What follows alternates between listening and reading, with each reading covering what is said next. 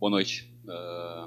Vamos fazer um diálogo entre o professor Falola e a professora Ochy Curiel. O professor Falola vai iniciar. Ele é doutor, teórico e professor de História na Universidade de Texas, em Austin, nos Estados Unidos, e membro da Sociedade Histórica da Academia Nigeriana de Letras. Ele obteve o PhD em História na Universidade de Ifé, agora da Nigéria, possui 7 doutorados honorários e recebeu diversos prêmios ao longo de sua carreira. Foi também vice-presidente do Comitê Científico Internacional da Unesco, projeto A Rota do Escravo de 2011 e 2015, e atualmente no programa da diáspora africana e no Comitê Internacional Thabo Mbeki, da Unisa. O professor Falola vai falar durante cerca de 30 minutos, 30 a 40 minutos, e depois eu passo diretamente para a professora Ochy Curiel, depois de apresentá-la, obviamente.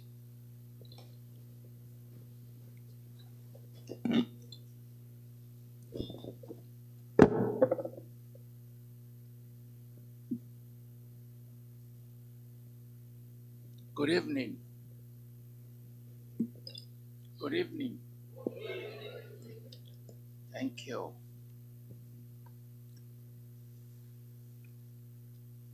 I must start with messages of congratulations that I've been asked to deliver to this conference and the organizers. The first is from the King and Councils of Ibadan, and I'm their chief. I'm the historian of the empire, and whenever I go places, I seek their permission. And they ask me to extend my greetings to this conference. Wande Abimbola de Awishe Agbaye, the head of the Ifa priest, on his behalf, asked me to send his message of greetings. Ààrẹ Ọ̀nà Kakanfò of Ọ̀yọ́ called me this morning asking me to extend my greetings. And I've extended my greetings, and I'm praying for the success of all of you. This is the symbolic Ifa way of communicating. You say, Ashe, it will be well with you. Ashe, everything will go on well. Ashe. I want to express my gratitude to all the organizers. Tatiana, who sent the original letter of invitation with the laboratory. All the organizers have received generous affection from all of you. Akim Fabio, the people at the desk, everybody is nice. And on the streets, people were even taking my photographs. I hope I can reciprocate this affection. Thank you all for this affection. Well, this affection is born out of the context of communities. Communities that have expressed their activism today in the last panel and yesterday. That I don't read, I talk, so I'm not reading anything. That in the context of what we are doing, they've manifested a deep sense of community. And they are talking from the heart, as you can see. There is an alliance between what they believe and what they practice. And in that kind of orientation, we are very grateful. The Yoruba call Brazil as a nickname. They gave it a nickname, Ilubiri. It translates the country of women. It is not a sexist label, but it's a collective sign of affection in which they see beauty in you, all of you. They see beauty in individuals. They've constructed the notion of femininity, drawing from Yemoja. And I'm here at Ilubiri, and this is my 17th time of coming to this country. This is my first time of coming to this city the 17th time of coming to Brazil. I've seen a colleague of mine, I've been to Rio. I live in Sao Paulo. Salvador is home. I contemplated buying an apartment there at some point. So I'm back home, and thanks for welcoming me. The surprise is that you have never attempted to let me stay. You always ask me to go back. Maybe one day you will just kidnap me and I won't have to go back. Thank you. Let me depress you a little bit. It's because by making you sad, I can make you happy at the end. And you know, if I've made you sad and you are not very happy, the trick is to get yourself a cup of water, put a lot of sugar in it, and you drink it. And your stomach will be sweet.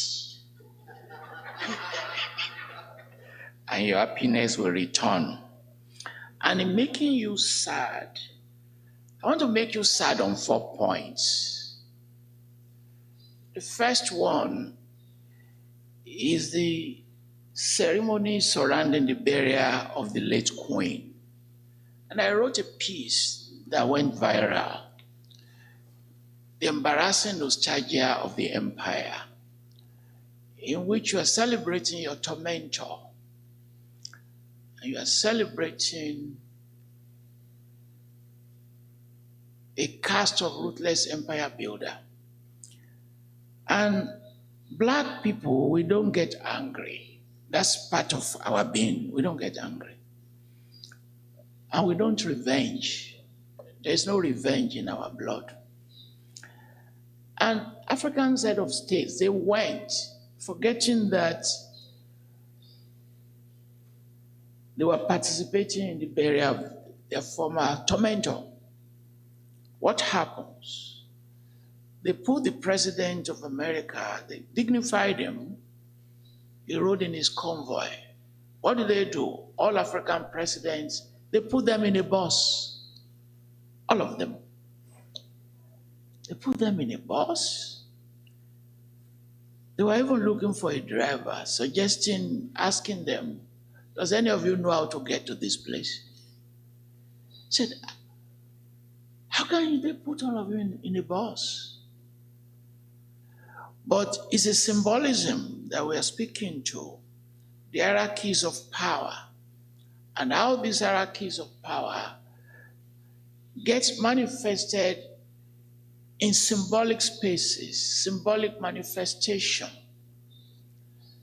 even in clear acts of rudeness. Second, and you have been following it, attack on what is called critical theory. And I'm from Texas, that regards itself as an autonomous republic. What they are saying is, you can't teach slavery. They don't want you to teach race. They don't want you to teach the Atlantic slave trade. And that attack is very vigorous. If you have not been following this debate, please do, because it has to be a global fight. When you are saying we don't want critical theory. A third way is the spread of destructive liberal economies tied to globalization.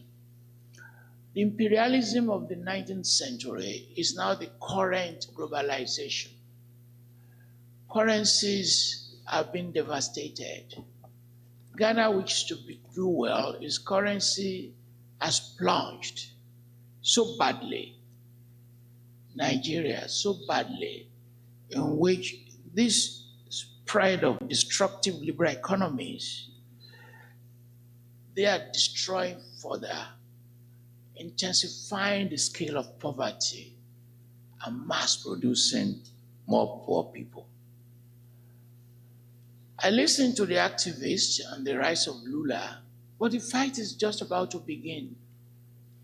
So we cannot be tired of this fight. And my fourth source of the spread of making you sad is knowledge suppression. Knowledge suppression. And that knowledge suppression, you see it in COVID. When it broke out, they said, in the case of Africa, you'll be picking dead bodies on the streets, that they're going to die. They didn't die. In fact, 1 million Americans died. How many people died in Africa? They didn't die. They said the same thing of Ebola. Ebola will wipe them out. They said HIV will kill all of them. They didn't die. They didn't die. Rather, not only did they survived more. But that COVID, in spite of knowledge coming from Africa, profound knowledge for that matter, they ignored it. But what did people do? People began to protect themselves by going back to that knowledge of the 17th century, of the 18th century. The knowledge on COVID, the fundamentals of it, all of them, in relation to Africa, is not true. First of all, they present the virus as new. No. Africa, since the Stone Age, has had viruses. Not only that, it developed virus cults. When I was born, 1952-53, I was born into a virus called smallpox, shamana, which you find in Brazilian candomblé, pantheon of gods and goddesses. It was a virus of smallpox. We've always had viral cultures. The entire southern African region, South Africa, that you call shamanism, they arose out of the cause of infection. And over time, they created elaborate knowledge on how to deal with related diseases, viral like COVID. They've been doing it for centuries. Otherwise, they wouldn't have survived. They would have died. Second, they said social distancing is new. No, it's not correct. It is not correct. Africans had mastered social distancing for centuries. And they said quarantine is new. That is not correct. That is how, for centuries, they've been dealing with leprosy, with epilepsy, with mental illness. Let me take the example of mental illness. There's no royal family with a single case of mental illness. What do? At the very sign of it, they will ship you to another kingdom. At the very sign of leprosy, they will quarantine you. At the very sign of a virus disease, they will create their own social distancing. And they say you are taking vaccination. And the Bill Gates Foundation said Africans are not used to vaccination. That is absolute nonsense. We call it incision. That's what we call it. On my head, on my chest, I took many incisions in which you take a blade or a knife, you make the cut, and you put the medicine. That's what you call vaccination. How you get medicine into the bloodstream very quickly. My mother did it for me. My parents did incision for me. We've always been doing incision. And those of you who study military warfare, how do we use spears and arrows? In European military, you do physical contact combat. In Africa, those arrows, those spears, those knives, we kill lion and tiger. We don't go to the lion direct because we put poison on the head of the arrow. We use those instruments to deliver the poison, not to cut into pieces. So for centuries, they knew how to deliver medication into your blood system. But once you kill that knowledge, then you are killing other things. And part of what conferences like do is about knowledge recovery. So when you accumulate my depressive starting point, you find issues around coloniality, which I've been talking about, post-coloniality, which remain, and an hierarchical world, which I explained through the burial of the Queen. My task, which I've been asked to do, was to talk about the coloniality of being, the coloniality of knowledge, the coloniality of power, and the coloniality of nature. Moderator, that is what they ask us to do. I will do all of them in brief. And I send the paper ahead of time, and the organizer can release the paper to whoever is interested. And the reason why I sent it ahead of time is to make the job of the translator much easier, because there are just too many concepts in the paper. I want to start with the coloniality of being, and I will make 5 points. First point, epistemic marginality, in which, as a people, as a community, as a group, as a race, as an ethnicity, irrespective of how you look at it, you find our marginality being expressed, being articulated, and being converted into politics and practices. Some of you, yesterday and today, spoke to the idea of that marginality. Second point, the concept of dishonored self and dishonored body, which some of you spoke to. If you don't honor someone's body, and if you don't honor the self as external manifestations of relationship, suppose the person does not honor the self, the person himself or herself. That's an epistemic suicide. And suppose the person dishonor his or her own body. That's an epistemic suicide. Remember MECCA, Leopold Senghor, and the negritude movement. Part of what they were articulating is to say, Nascimento, the guru here, why don't you respect yourself?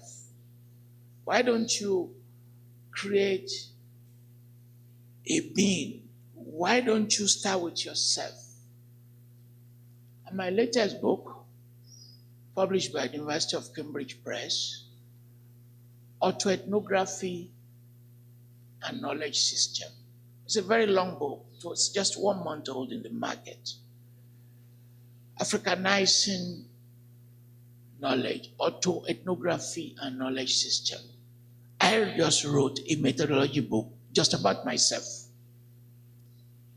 I wrote 500 pages about myself.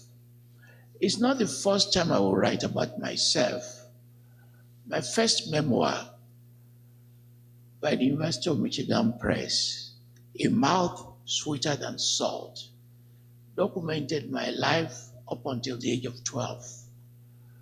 And then I did a second volume, also University of Michigan Press, Counting the Tiger's Teeth, which carried my story to my teenager years. But those are memoirs.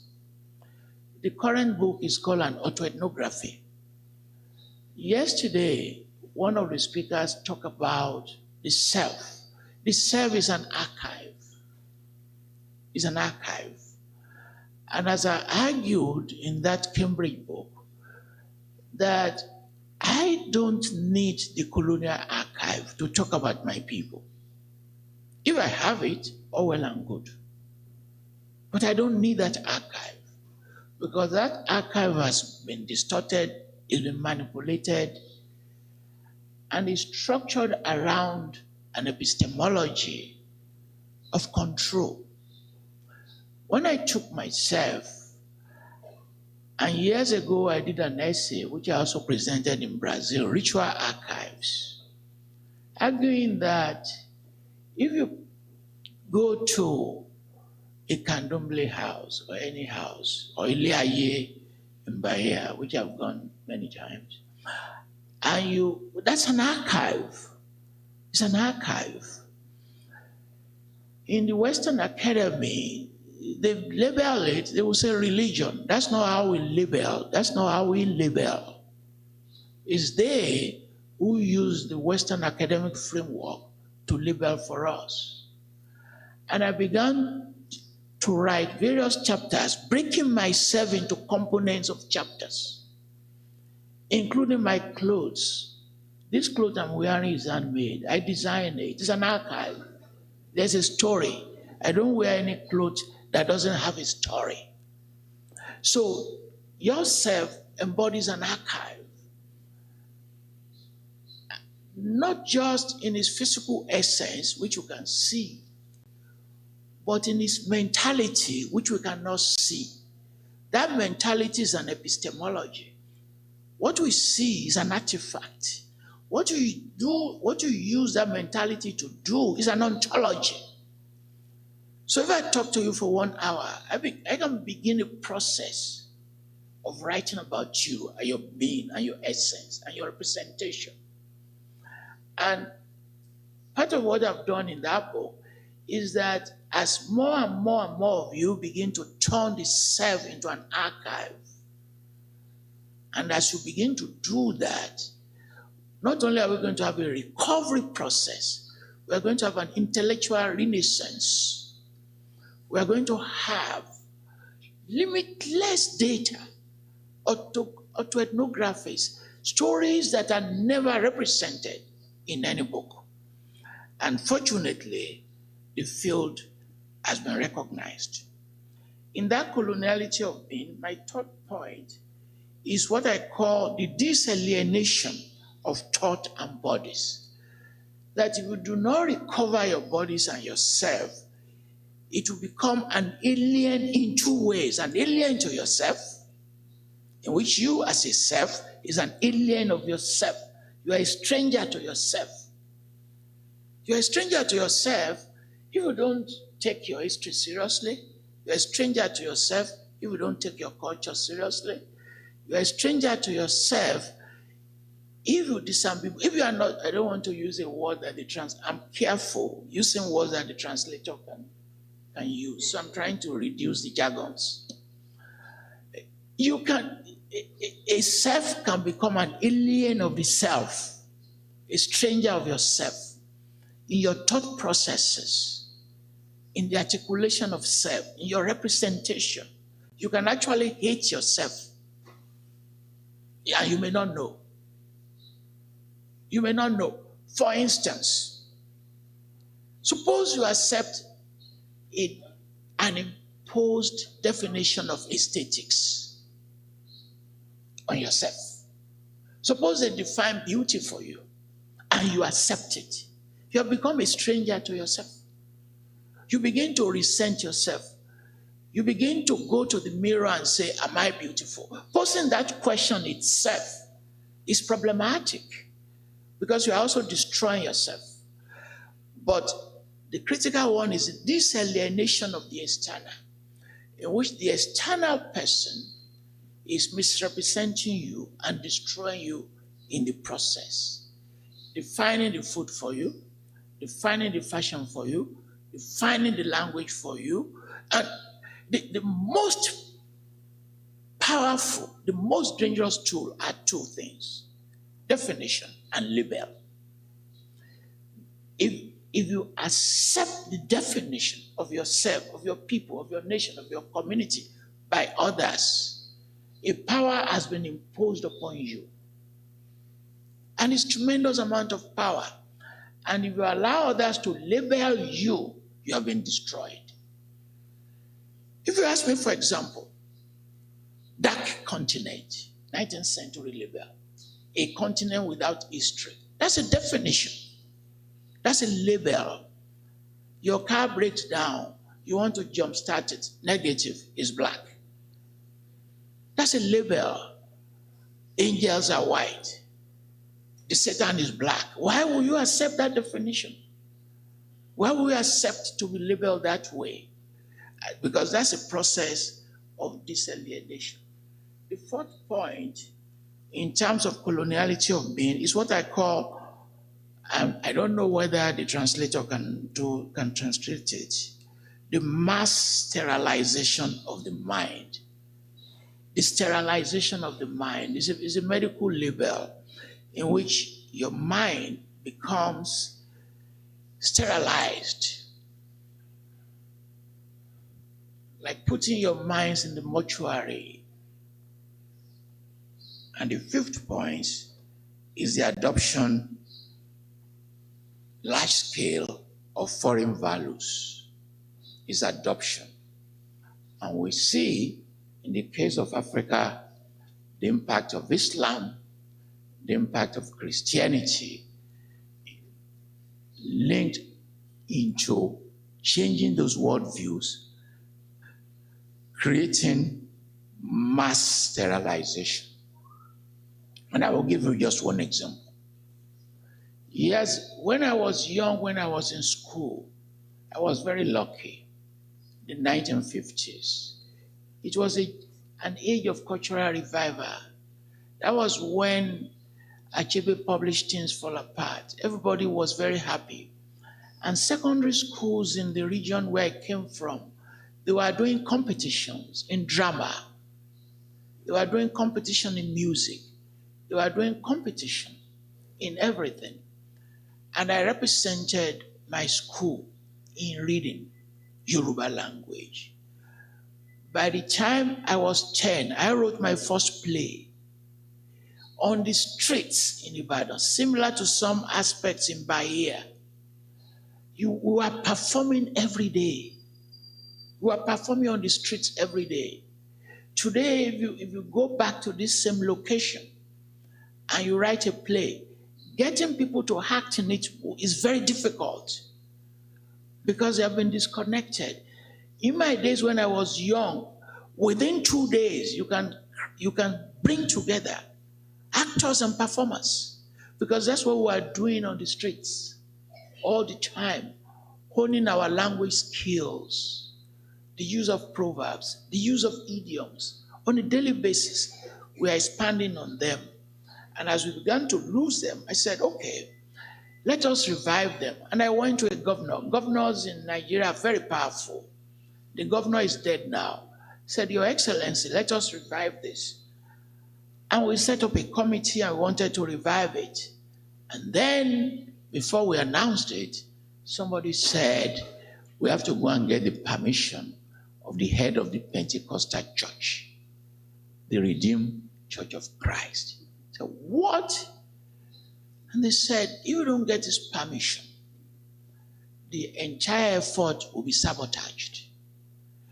What happened is that in most parts of Africa, they now confuse religion with cultures. They don't make the separation.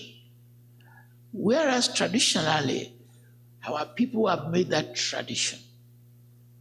And it's very clear-cut that you can separate cultures from religion where possible. But the Pentecostals lumped everything. Culture, religion, they're the same. There are food of Orisha, you cannot eat it. Clothes of Orisha, you cannot wear them. Music of Orisha, you cannot play them in this Pentecostal onslaught. And we reach a serious problem. Let me turn to the coloniality of knowledge. 5 quick points. Education, instruments of subjectivation. It's an instrument. The miseducation of Black people is everywhere, including Brazil, and the big initiative to teach African history, the big initiative to teach diaspora history. We have to commend them. Second, what I call the laboratories of internalized colonialism. In that laboratories of internalized colonialism, a generation has been trained to repulse, repel, abandon indigenous epistemologies. They've been trained to abandon them. Massive destruction. I advocated two ideas. That why do we have to accept the Western definition of the disciplines in our universities? Why do we have to? And I propose, why don't you give a degree in witchcraft, which 2 universities are now doing in South Africa? I was part of the team that defined this 4-year syllabus. You can now have a degree in witchcraft. We need some witches in this room.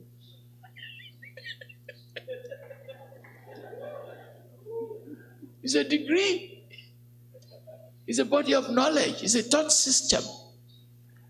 Then, when the Alaafin of Oyo turned 80, I was a keynote speaker.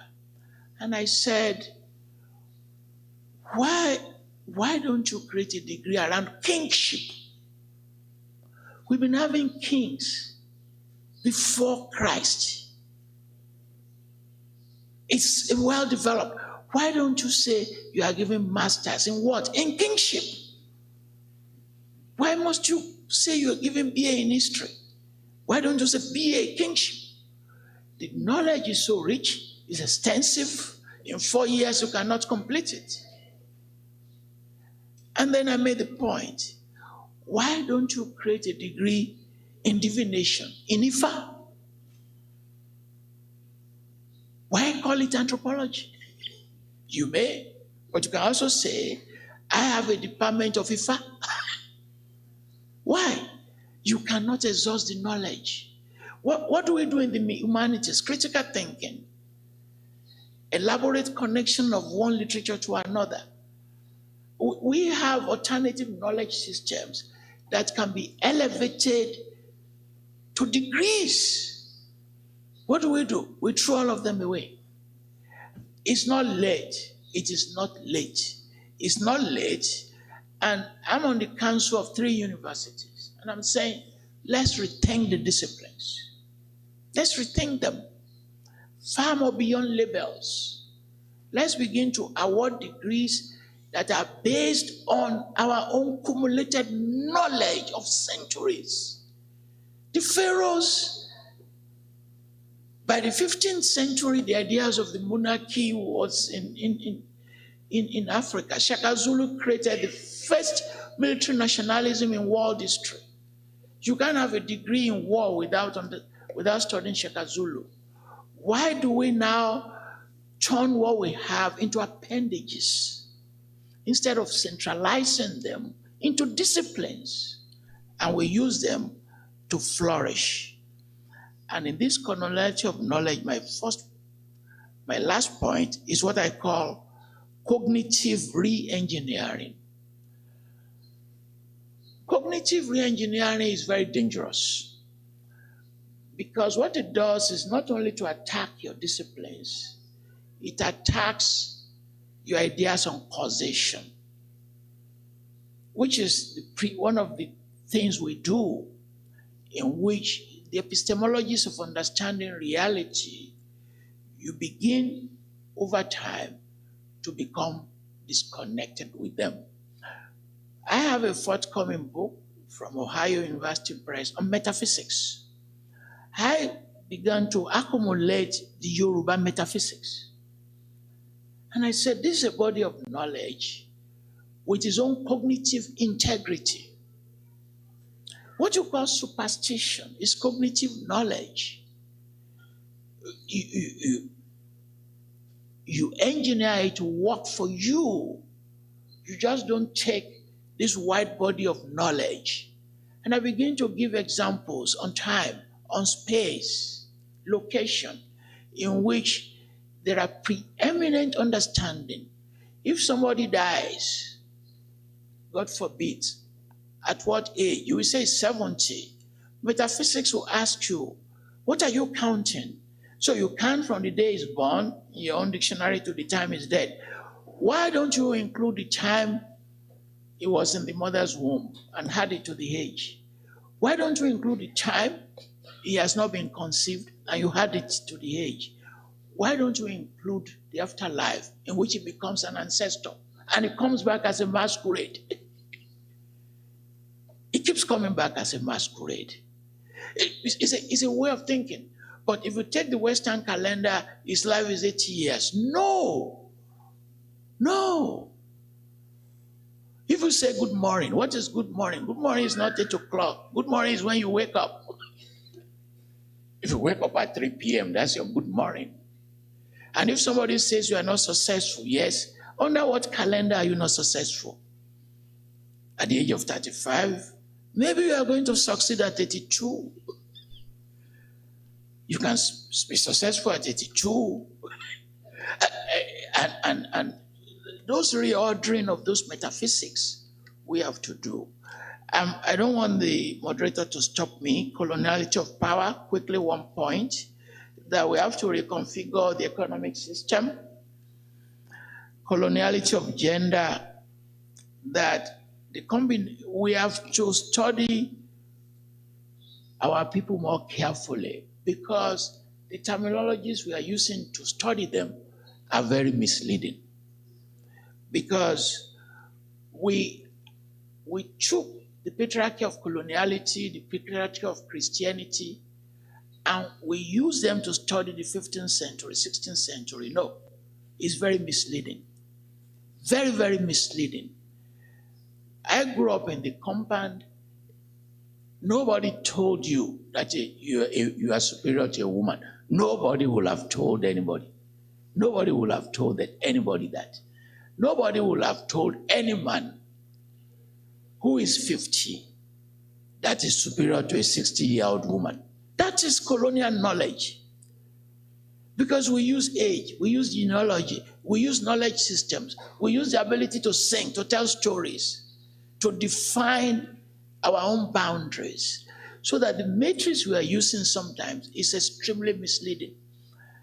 And when they make statements, Africans are polygamous, this is the way they treat women, people do not remember that you are dealing with the traditions affected by the transatlantic slave trade. That's what you are studying. You are studying the remnants of the transatlantic slave trade. That's what you are studying. And I've been taking all these pieces one by one and demolishing them. How many people have money to marry 3 wives? People do not know that if you are a teenager, if you are about to get married, your father had a complicated option. Should you use the money to marry a second wife for himself? Or should you use the money for his son to get his first wife? After this lecture, let's go out over beer and you will see how difficult it is as a decision. And you will see how this has been globalized in the literature. And they will say, women work in Africa more than men. It is a demographic ratio disturbed by the Atlantic slave trade. Where you see women doing men's work, Calabar, Benin, Cameroon, that was the zone where they took over 2 million slaves. And society responded by doing demographic shift in relation to labor.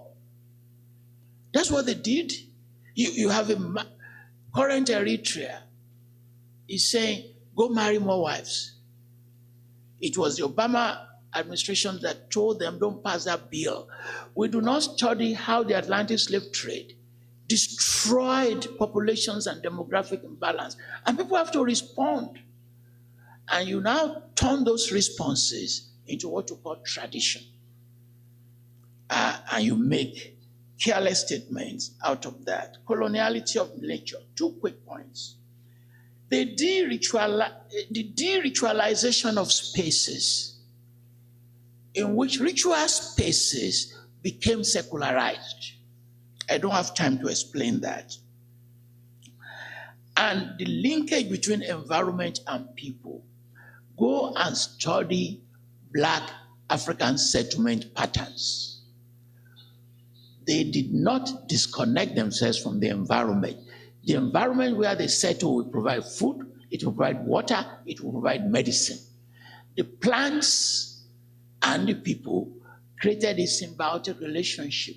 When I was growing up in the 50s, ourselves and animals, we did not separate both of us. We didn't separate us. Your chickens and goats are at the back of your house, and you must not kill them for stupid reasons. We are basically vegetarians because you need a reason to slaughter your goat. Now, the animal, you use them to decorate your house. The crocodile skin is now your decoration. So that the symbiotic relationship with the city, the villages, the environment, the animals, they were organic. We began to destroy them and damage them. Let me now leave you with 10 points. If you have not been listening to me, that's good, I forgive you. But whenever you give a lecture, you must ask yourself, what is the takeaway? What did I gain from coming here? I want to give you 10 gifts. And I will go quickly. I want to leave you with 10 takeaways. First, you must engage in epistemic rebellion. The last panel, that's what they did, epistemic rebellion. Second, you must engage in what I call liberatory intransigence. I don't know whether the translator can get it. The intransigence of liberation. It is not something you just do once a month. Intransigence is like that rude teenager who is trying to assert himself or assert herself. Third, revolutionary self-assertion. They've been doing it since the 19th century. Pierre Vaget, we worked together at Ife. I was there when he was collecting many of his materials with great people, Labiya and many others. That self-assertion is critical, in which we were building self in relation to knowledge and using that knowledge to promote ourselves. We were saying we will not reject knowledge and scholarship from anywhere, but we turn it into the opportunity of self-assertion. That's the works of Nascimento, the Kulimble, the Iliaye people. That's basically what they are doing, self-assertion. Fourth takeaway, combative identity nationalism. In the panel, the first panel this morning with the women introducing themselves, introducing their mission, introducing their indigeneity, they were doing combative identity nationalism. Point number 5, criminalization of Black stereotypes. So there are so many stereotypes on you, on me, but we do not criminalize those stereotypes. Other communities have criminalized the stereotypes. You can't abuse and say bad things about Jewish people. You will get into trouble. If they say you are anti-Semitic, they've criminalized that stereotype on them. We have to begin to do that. Not allowing people to get away insulting, abusing, raping marginalized people. We have to turn them into laws, into regulations. We have to take them into congresses and say, you can't say this. You can't do that. You can't say this. They criminalize, for instance, the use of nigger. There are many things we have to turn into legislation to say we are not going to accept. We have to do what I call disruptive humanitarianism. I do not know whether the translator will get it. If somebody is bringing goods to you, you have to say, okay, what is the value of the goods you are giving me? Why are you giving me rice? in one of Usman Sembani's movie, Giliwa, why are you donating rice to Senegal? You are destroying my rice, and you are giving me rice. In that humanitarianism, we disrupt it. The Yoruba, they have a proverb. Anyone who can endure hunger will never witness humiliation. We must have the capacity to endure hunger, to endure suffering, instead of accepting humanitarianism that compels us to be undermined by hegemonic forces. We did it before, the endurance of hunger. And we must question all forms of humanitarian project. Is this good for my community? What does it do if you give me something that will end up destroying other things? And we have to evaluate and weigh and say, let us suffer rather than taking this. 4 more points. Radical decolonization to seek epistemic freedom. That epistemic freedom is not negotiable. Today, the good news is that to those who are producing new PhDs, they don't have the problems I had in my generation when my papers were being graded in London. When I had to do GC advanced level, University of London. Today, you now have a large number of professors like me. I've trained over 100 PhDs. And I can accept what they want to present. In my days, it was very difficult.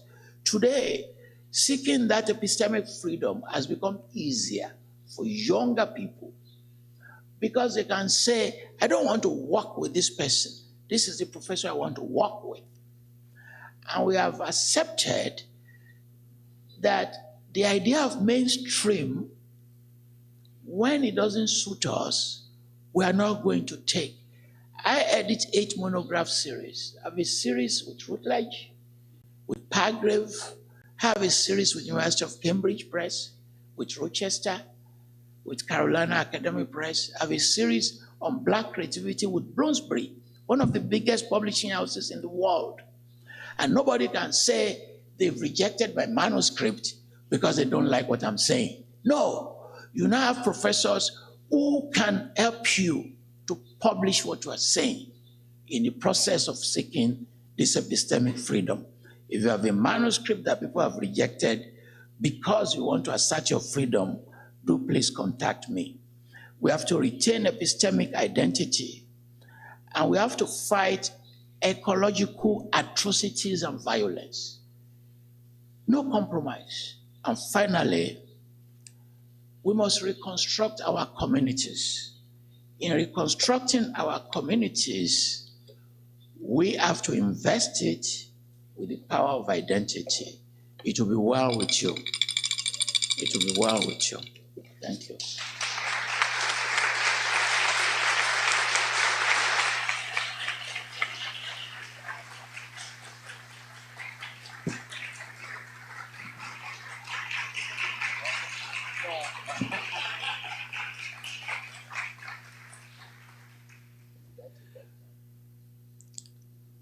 Boa noite. Passando a palavra para Ochy Curiel. Ochy é dominicana, teórica, militante feminista, latino-americana, caribenha, antirracista, decolonial e lésbica. Sim? E mais. Ela pegou e disse, no backstage aqui, ela pegou e disse, você me apresenta, pode eu botar os títulos dizendo que eu sou professora da Javeriana, que eu sou professora da Universidade Nacional da Colômbia, mas se você esquecer de dizer que eu sou ativista de movimento social, movimento antirracista, lésbica, não sei como é, eu vou ficar brava. A professora Ochy lançou o livro sobre a tese de doutorado dela hoje, sobre a decisão da desnacionalização haitiana da Corte Constitucional Dominicana. Ela tem um clássico, dá para dizer que é um clássico, A Nação Heterossexual, sobre a questão da Constituinte colombiana, e publicou um diálogo com o professor Diego Falcone, sobre feminismo decolonial e transformações sociais pela Icária. Passo a palavra para você, Ochy. Obrigado. Muito obrigado. Boa tarde, noite já.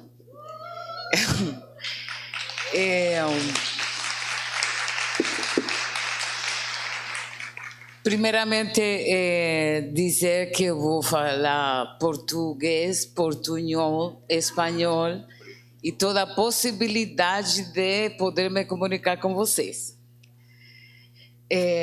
Eu quero agradecer o convite, quero agradecer a atitude amorosa de todo o equipo da organização do evento, que é muito lindo, muito presto para nos acompanhar neste momento, e agradecer a vocês que ainda hoje, sábado, estão aqui. Eu não vou falar muito, espero que podamos dialogar, porque além disso eu quero beber cerveja e bailar samba, que eu acho que é o mais decolonial que nós podemos fazer. Então, eu me vou referir à pergunta deste diálogo, que é como é que nós vamos fazer, que ações, que projetos para combater o epistemicídio, genocídio, etnocídio, e como vamos fazer.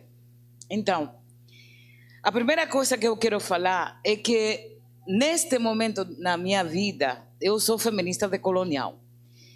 Isso quer dizer que eu recupero nossas próprias histórias das correntes críticas do feminismo que eu faço parte. Feminismo negro, lesbianismo feminista, antirracista, anticapitalista e tudo isso. Porque todo mundo pergunta, o que é o feminismo decolonial? Não só é um conceito, sino que é uma aposta política, uma opção política que recupera nossas próprias propostas. Obviamente reconocemos el concepto de feminismo decolonial de María Lugones y fue en encuentro con María Lugones que pudimos formular esto. A outra coisa que quero dizer, eu não sou acadêmica, porque acadêmica é fazer uma produtividade capitalista privatizada do conhecimento. O que eu escrevo, o que eu faço, faz parte de uma construção coletiva de muitas pessoas que fazemos parte dessa corrente política. Uma coisa é que eu levo na academia ou na universidade os conhecimentos que nós fazemos. Mas essa onda de professora ou Curiel acadêmica não tem nada a ver comigo. E a outra coisa é que o feminismo decolonial é prática política. Uma coisa é o que acontece agora, que os conceitos da decolonialidade, colonialidade, tem uma moda. E a moda tem que ver em como o sistema toma os pensamentos mais críticos e radicais para fazer essa coisa que eu falo assim de tragar conceitos. Como se diz tragar? Engolir. Engolir conceito e categoria, mas eu acho que a maioria não tem uma prática política coletiva. E para mim isso é colonial.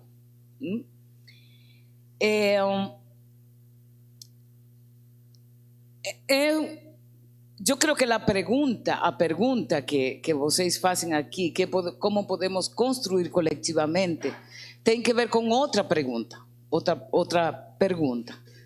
Qual é o mundo que eu quero construir? Essa pergunta, que poderia ser muito simples, para mim é mais complexa. Então, para muitos movimentos sociais que têm pessoas que têm prática política, um tipo de política é o reconhecimento da sociedade, do Estado, da academia, etc. Eu acho que a maioria dos movimentos sociais tem essa política. E, porém, fazem uma série de política a partir da identidade. Então, muitos movimentos sociais têm a prioridade, por exemplo, de ser movimento negro, movimento indígena, lesbianas ou LGBTQ+, etc. Uma coisa que eu aprendi nesta história que essa política de identidade nos levou a um separatismo. O separatismo, para mim, eu fui separatista, eu sempre falo isso, não? Eu fui separatista o tempo todo. Fui separatista frente às feministas brancas, como afrodescendente. Fui separatista como lésbica frente a heterossexuais. E assim. Mas depois que eu fui madurando no ativismo, eu me di conta que essa coisa que o feminismo branco falava sobre o separatismo foi um erro político. O que eu quero dizer com isto?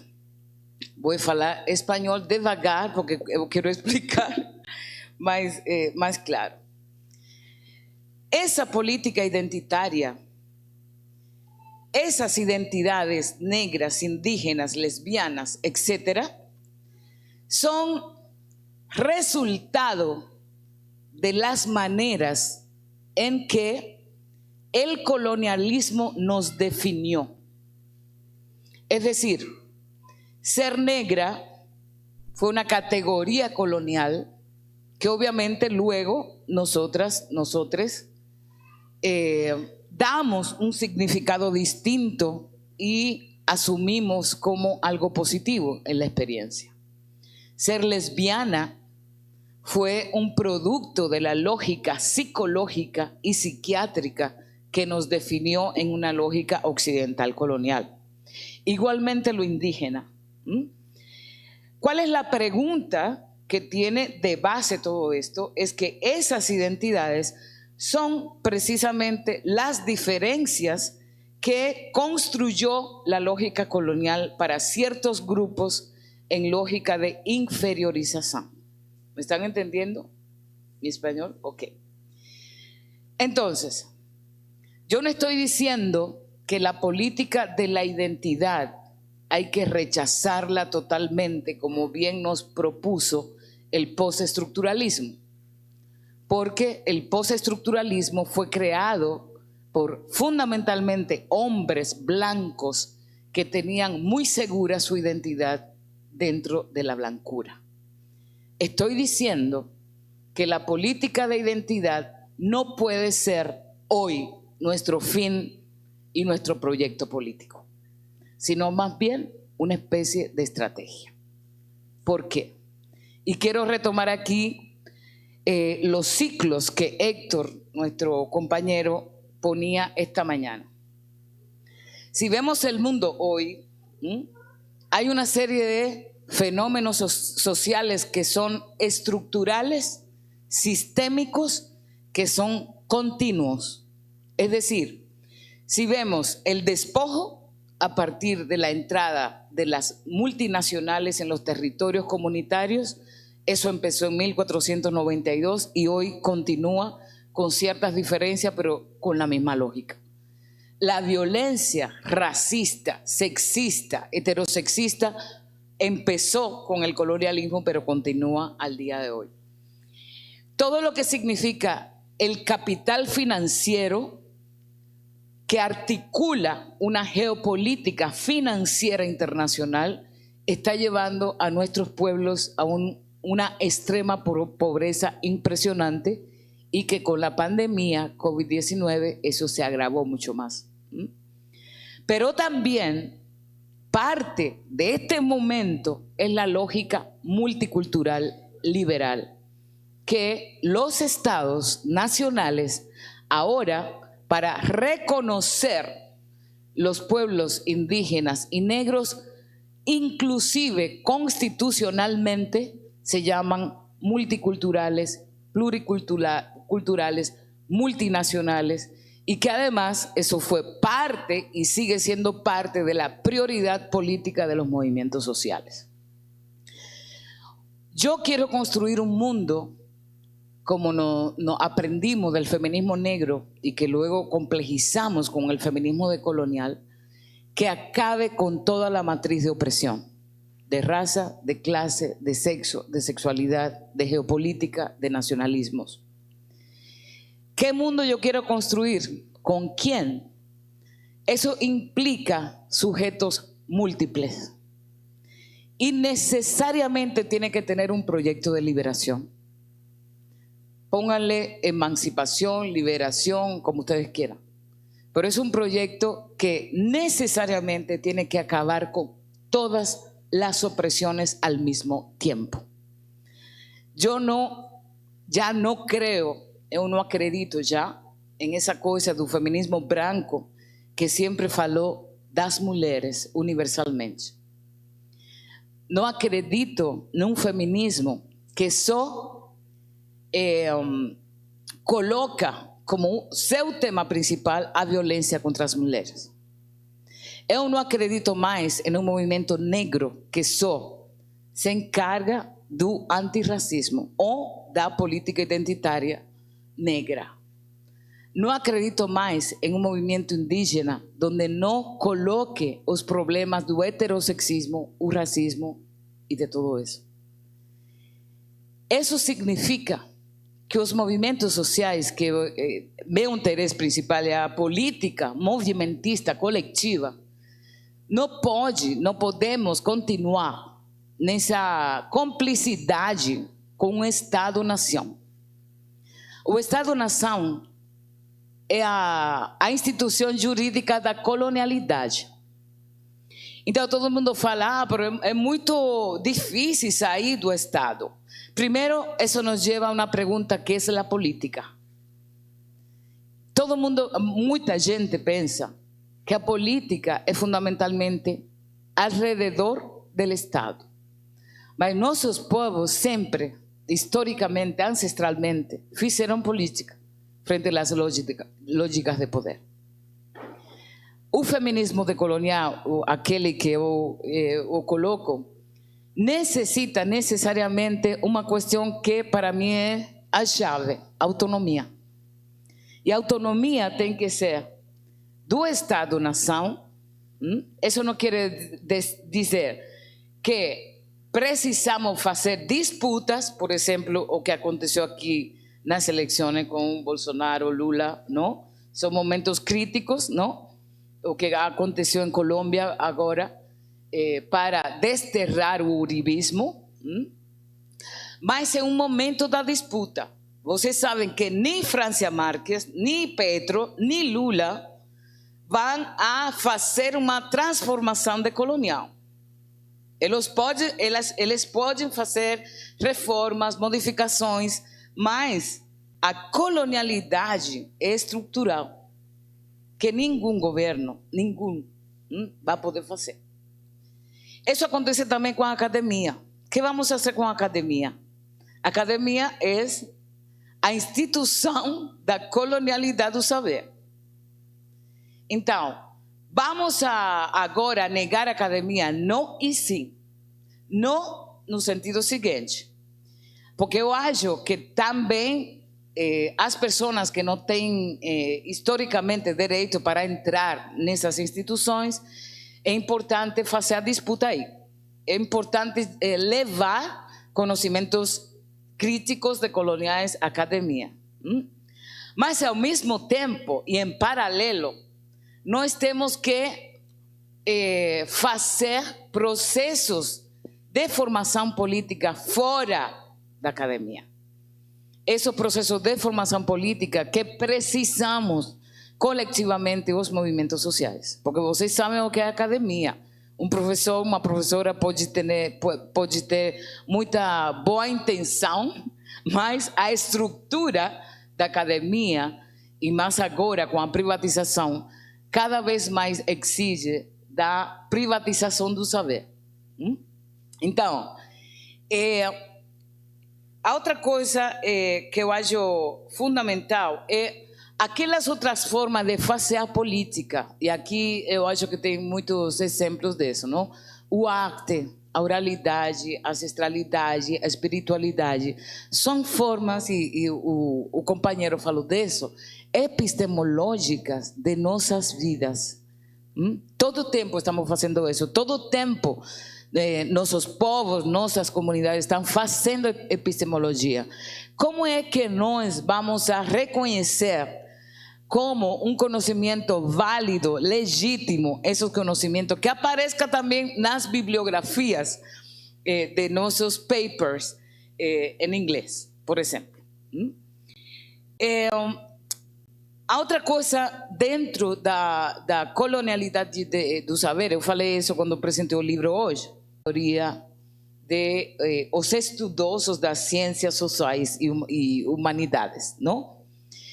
E minha proposta é que nós precisamos estudar as elites. Como se comportam as elites, qual é o discurso das elites, quais são as práticas das elites, porque isso nos dá mais ferramentas para nossa luta política. A outra coisa para combater não só o racismo, porque eu acho que há que ampliar a pergunta, porque eu não concebo uma luta antirracista sem uma luta antissexista, anti-heterossexista, anticlassista, anti toda a matriz de opressão colonial, não? Uma coisa que nós temos que ter é uma posição antinacionalista. Que isso pareceria discursivamente que, sim, somos antinacionalistas. Não, eu acho que incluso no futebol somos nacionalistas. Como é que vamos fazer isso? Qual é a posição nossa, emocional e também politicamente, frente a los nacionalismos? E essa lucha contra los nacionalismos necesariamente nos tiene que colocar en un lugar de articular con otros pueblos. No sé si saben, pero Haití, nuestra primera ejemplo de dignidad, en este momento está pasando por una crisis humanitaria impresionante. Casi no veo movimientos sociales brasileños, internacionales, que se están, digamos, que tienen una propuesta de articular, por ejemplo, con Haití. El movimiento negro le debe, fundamentalmente el movimiento negro le debe el ejemplo que implicó Haití frente a la dignidad del pueblo negro, más allá de las naciones. Eso es un llamado a cuál es la responsabilidad que tenemos sobre eso. Y lo otro tiene que ver con la propuesta que implica, a propósito de la academia, cuál es el lugar que le estamos dando a la academia en términos de legitimidad. Hay que hacer la disputa, pero no es suficiente. Hay que trabajar seriamente sobre todo eso que estamos hablando de autorrepresentación, etcétera. ¿Cómo es que esas investigaciones pueden incluso servir para nuestros procesos políticos? Y no solamente que satisfacer, digamos, un requisito académico que nos lleva otra vez a legitimar la academia. Entonces, para mí, enfrentar las lógicas epistemicidas, genocidas, etcétera, implica una toma de posición. Y una toma de posición significa entender este mundo y la complejidad de este momento histórico, que no es más que una extensión de lo que ya comenzó con el colonialismo, pero que tiene nuevas caras. Yo quisiera dejar ahí para abrir el diálogo. Obrigado.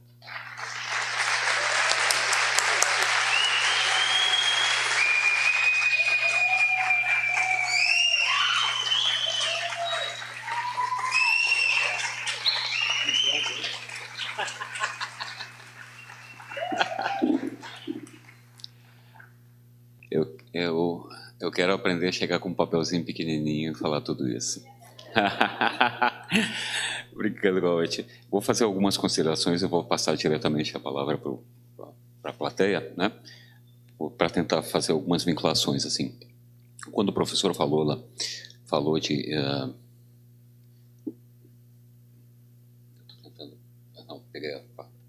de epistemologia do controle, eu lembrei de toda a discussão que a Ochy fez na dissertação sobre a antropologia da dominação, né, que aparece bem evidente nessa questão que ela trabalha da questão do Estado-nação, e o professor Falola também conversou. Eu acho que uma palavra que pode definir as duas falas de forma diferente é indisciplinar, né? Porque eles passaram falando de disciplinas e mostrando como é que se indisciplina tanto o movimento social e quanto a própria academia. Acho que isso ficou bem evidente nos dois, e uma noção de vinculação das comunidades, né, tanto na fala da Ochy quanto na fala do professor Falola, daquela noção que a Rita volta e meia recupera da vincularidade, e como é que isso tem relação com que a Ochy não chega a falar, mas coalizão de movimentos que aparece bastante na Lugones, e que me parece que fica muito claro na tua fala com relação a essas interlocuções, né, de novo recuperando a discussão do Haiti e mostrando essa necessidade a falta de outra palavra, de internacionalismo, mas não é internacionalismo, né? É discussão de projetos históricos de povos, independente da questão das nações, né? Eu salientei mais um outro ponto, e da Ochy só salientar, bom, ela falou da questão da autonomia, né? A autonomia é muito cara para você também, né? Por conta da discussão do feminismo autonomista, originalmente, né? E colisão eu salientei, a questão da universidade. Eu acho que para a questão das perguntas fica muito bom, depois talvez a Ochy desenvolver, a gente faz uma rodada de perguntas, da questão da metodologia, que é uma questão que eu acho que talvez faça... Como parece que a palavra das duas falas foi a questão de indisciplinar, né? E você tocou incidentalmente de estudar as elites, e na fala do lançamento do livro de pensar outras metodologias, porque nas metodologias a gente continua sendo estritamente colonial, né? A gente é crítico até chegar na parte da metodologia, né? Então eu pensei basicamente isso. Depois vai me aparecer mais alguma outra coisa, que eu estou com dificuldade de entender a minha própria letra. Então eu passo para a plateia, né? A Ochy fica me devendo essa da metodologia, e vou passando. Quem é que pega aqui?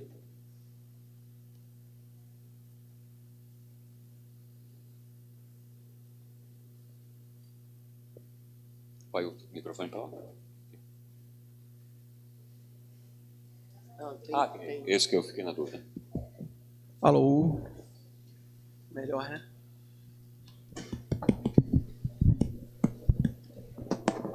Bom, boa noite a todas, todos e todas. Quero parabenizar a mesa, assim, e o encontro, de modo geral, acho que é um encontro fantástico.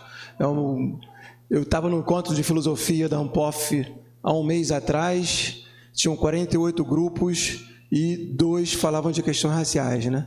Isso eu acho que é um sinal do quanto que a nossa universidade ela é ocidentalizada, eurocentrada, Ampof nacional. Lá no Instituto, deixa eu me apresentar, né? Sou professor, meu nome é Wallace de Moraes, eu sou professor da UFRJ, e estou aqui assim, muito feliz em ver essa mesa, assim, sou um fã de carteirinha da Ochy Curiel, né? E, enfim, muito bom te ouvir, muito bom ouvir o companheiro aqui também, mas muito bom te ouvir.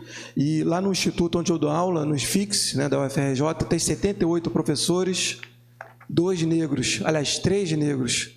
A primeira mulher negra entrou nesse concurso agora, tem 3 meses, e por um acaso eu estava presidindo a banca. Não teve nenhum favorecimento, mas só que a possibilidade para que ela pudesse entrar. A primeira mulher negra no Instituto de Filosofia da UFRJ, só para a gente ter noção. E a nossa população brasileira é majoritariamente negra, né? Na campanha eleitoral que a gente acabou de ter agora, todo mundo deve se lembrar, a gente tinha, parecia que não tinha nenhum candidato negro, onde a maioria da população tem 52% de negros no Brasil, né? Então, acho que é um sinal institucional de racismo, né? Então, tinham 2 candidatos negros, esses 2 candidatos sequer apareceram nos debates eleitorais, né? E aí, te ouvir, Ochy, assim, a questão é um pouco para você. Quando você faz a crítica, entende, compreende que nós devemos terminar com todas as opressões sociais, é uma coisa realmente linda, assim, né? Você dá um passo para além das identidades. Acho que isso tem que ter muita coragem para fazer isso hoje, em qualquer lugar, né? E aqui no Brasil também. Por isso eu te parabenizo por fazê-lo, né?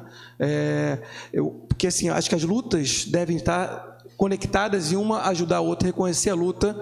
Os negros têm que reconhecer a luta dos indígenas e vice-versa. Os héteros têm que conseguir conceber a luta dos homossexuais, enfim, das lésbicas, etc., da comunidade LGBTQIA+. Então, o ponto que eu queria trazer para você, e para finalizar, não alongar, eu percebi que você fez uma crítica, e é muito bacana, assim, que eu um pouco vejo, que é para além do próprio Estado. Ou seja, eu acho que há que se conceber que o Estado é uma instituição colonialista. Foi o Estado que escravizou nossos antepassados. Foi o Estado moderno europeu que sequestrou africanos e que trouxe para cá, para as Américas, para a produção de riqueza, sob o regime escravizado. Foi o Estado que institucionalmente impõe todas as questões coloniais. E o Estado tem um conceito que eu chamo de igrejismo, né? O Estado não fez isso em consonância com a igreja, em que entendia que negros e indígenas eram inferiores e não tinham capacidades, enfim, de ocupar o próprio Estado. O Estado, ele é machista, o Estado é patriarcal, historicamente nasceu dessa maneira. E é por isso que eu gostei de ver, quando você está falando, que é para além disso, assim, ou seja, do fortalecimento das lutas sociais, fortalecimento, a gente não ficar com ilusão de que vai acontecer isso e aquilo por causa do governo A, B ou C.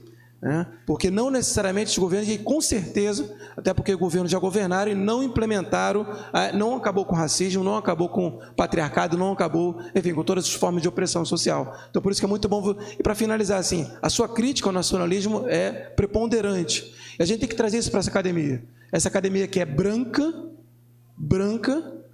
lá no Rio de Janeiro, que a maior parte da população é negra, ela é branca. Aqui em Florianópolis, então, que a maior parte é branca, deve ser, não sei nem se deve ter negro, enfim, deve ser algo absurdo, né? Mas, enfim, acho que é um pouco disso. E, nesse sentido, gostaria que você falasse um pouco dessa relação, né? De novo, um pouquinho para a gente aprofundar nacionalismo, Estado, enfim, todas as formas de opressão. E quero te agradecer muitíssimo por poder estar aqui, te ouvir. Eu acho que é um desafio, e parabenizar aqui, acho que num Estado no qual a ampla direita venceu largamente, né?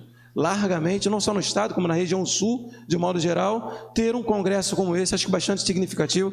Acho que tem o AIA, é isso? A IA que está organizando, está plenamente de parabéns. Sinto muito orgulho, é isso. Obrigado.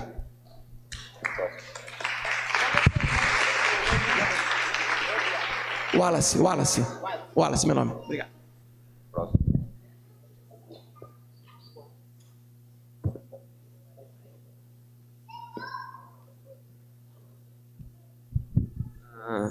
Meu nome é Kizua, sou angolano, moro no Rio Grande do Sul. E a grande questão que eu quis trazer foi para o professor aqui, tipo, como é que nós, africanos, na diáspora principalmente, vamos fazer esse resgate do que nós somos, ou da nossa cultura, da nossa ancestralidade, sendo que nossos pais que estão lá em África nesse momento não falam nem as nossas línguas. Nesse momento, eu só falo a língua do opressor, que é o português, eu só falo português. E tipo, como é que a gente fora consegue reconstruir, fazer esse resgate? Porque tipo, eu tenho algo que é da cultura preta, eu trabalho com rap, mas só de vocês verem como eu estou vestido, eu estou totalmente americano. Então, tipo, isso é uma questão, como é que eu faço esse resgate? Porque, e daí eu linko um pouco com o que a professora falou também, que é da questão da luta que a gente tem que fazer, de tirar todo tipo de opressões. Porque tem questões que a gente vê, muitas vezes, principalmente com a cultura africana, muitos africanos aqui no Brasil, Rio Grande do Sul, vários outros lugares, são vistos como, por exemplo, machistas, homofóbicos. Só que tem aquela questão, em que momento crítico, né, a linha tênue ali que divide o que é uma atitude agressiva, uma atitude intolerante, de uma questão cultural, que tem aquela questão, e uma professora minha uma vez me disse que é o etnocentrismo, da gente poder ver de outras óticas do que aqui pode ser errado, na construção daquele lugar lá é certo e vice-versa, né? Então a minha grande questão é essa, como é que a gente vai, eu acredito que é muito bonito, é algo que eu muito acredito, da gente destruir todo tipo de opressões, mas na prática eu acho que é muito difícil de fazer isso, justamente por conta dessa desconstrução do que é a cultura de algum lugar e ter essa questão de que não vai se destruir o etnocentrismo, né? Porque se for para destruir todo tipo de opressões, acredito que não teria muito mais essa visão do que é certo, o que é errado. Cada um teria para si, será tipo um apóstolo Paulo da vida. Tudo me é permitido, mas o indivíduo próprio é que decide o que é que lhe convém. Então, muito obrigado. Essa é a questão que eu queria trazer aos dois, à banca.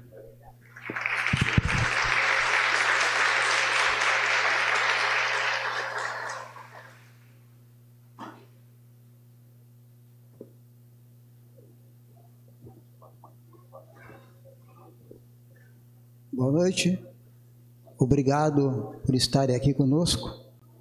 Eu fico com o maior orgulho quando eu me deparo e vejo um representante muito importante de um povo a qual veio para cá, para o Brasil, escravizado há 500 anos e ao que eu faço parte como descendente dos meus ancestralidades sendo Urubá, vindo há 200 anos para o Brasil.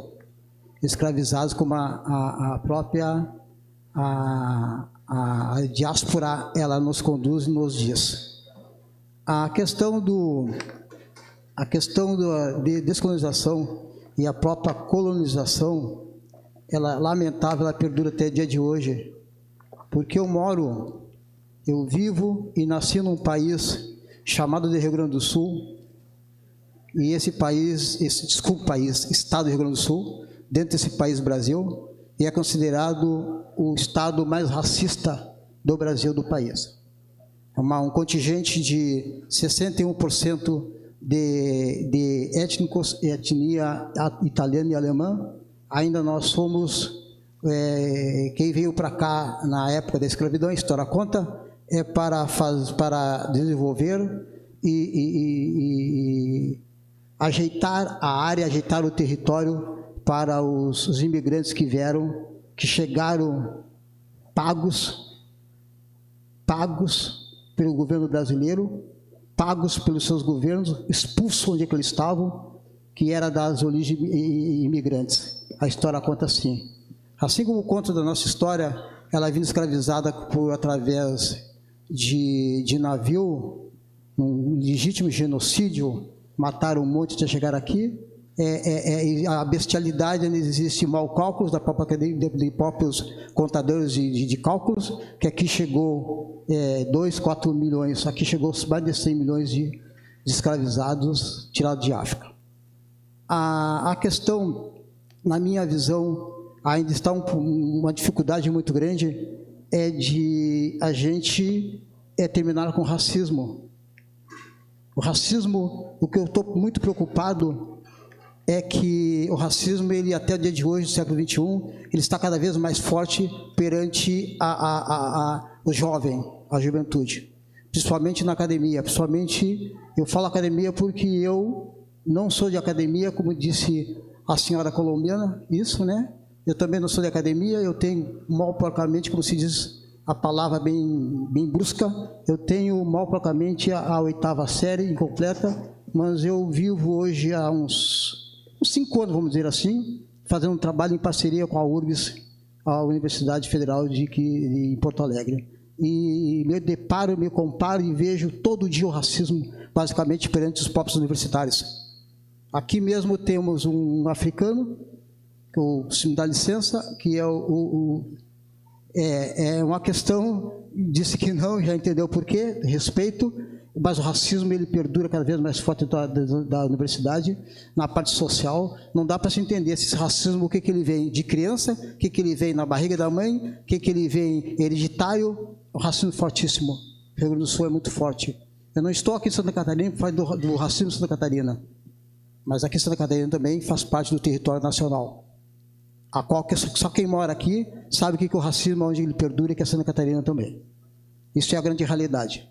Então o racismo, ele está, lamentavelmente, por causa de uma simples melanina, porque o que eu tenho por dentro, a minha alma, o meu espírito, o meu sangue, é idêntico a outra etnia.